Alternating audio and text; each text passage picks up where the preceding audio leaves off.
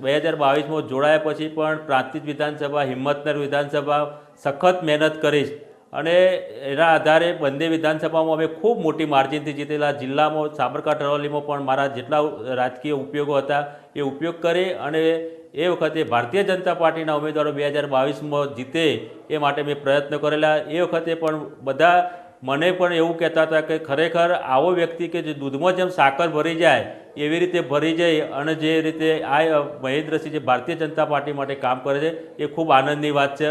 જીતેન્દ્રસિંહનો આપે વાત કરી છે, મારી પાસે તો કોઈ માહિતી નથી, પણ જીતેન્દ્રસિંહનો કોઈ હશે, વાત હશે તો સંગઠનના માધ્યમથી એમને પણ મળી અને કોઈ એમનો કોઈ નારાજગી હશે કે એમનો કોઈ પ્રશ્ન હશે તો ચર્ચા કરીશું. સંગઠનમાં સરવારે ટિકિટ આપવી એ હાઈકમાન્ડનો પ્રશ્ન હોય છે, એ વ્યક્તિનો હોતો નથી. હાઈકમાન્ડ એક શિક્ષિત મહિલા, ઠાકોર સમાજની એક શિક્ષિત મહિલાને પસંદ કરી છે અને કોઈ પણ નાનો મોટો કોઈ પ્રશ્ન હશે તો રૂબરૂ મળી અને એને સોલ્યુશન કરી દેશું.